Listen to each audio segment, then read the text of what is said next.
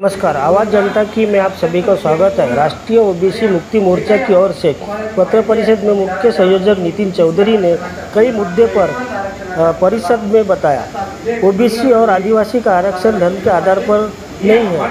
मुस्लिम समुदाय के लिए ओबीसी में सब कैटेगरी बनाई जा सकती है।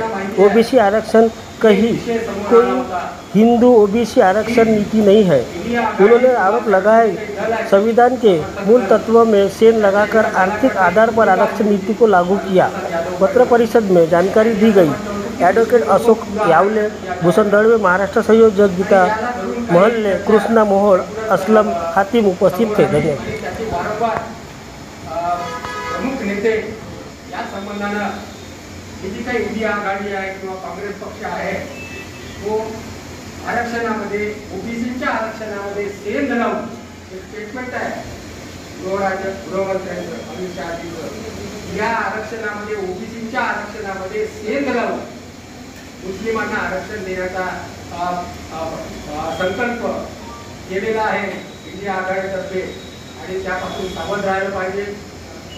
दुसरीकडे एक चर्चा होती की धर्माच्या आधारावर आरक्षण देता येत नाही संविधानाच्या तत्वानुसार, ही सुद्धा भूमिका समोर येताना आपल्या सगळ्या लक्षात आलेला आहे। परंतु हे सगळं काय प्रकार आहे या सगळ्याची विस्तृत आम्ही माहिती याच्यामध्ये दिलेली आहे आपल्या पत्रकारांना। आम्ही तुम्हाला क्षमा मागतो कारण की हे पत्र जे आहे ते हिंदीमध्ये आम्ही ड्राफ्ट केलेलं आहे। आम्हाला एवढा वेळ मिळाला नाही, आम्ही तिथे मराठी भाषांतर करू शकलो नाही। मुद्दा असा आहे, आपण वास्तव समजून घेतलं पाहिजे। धर्माच्या आधारावर आरक्षण देता येत नाही हे जे वाक्य आहे हे वाक्य अर्धसत्य आहे। त्याचं कारण असं आहे की अनुसूचित जातीचं जे आरक्षण आहे, या अनुसूचित जातीच्या आरक्षणाचा पहिलं प्रेसिडेन्शियल ऑर्डर निघाली होती 17 डिसेंबर 1950 ला। हे जे आरक्षण होतं हे आरक्षण सर्वता हिंदू संबंधित जातींच्या साठी विशेष म्हणून आरक्षण होते। हे तुम्हाला माहितच आहे।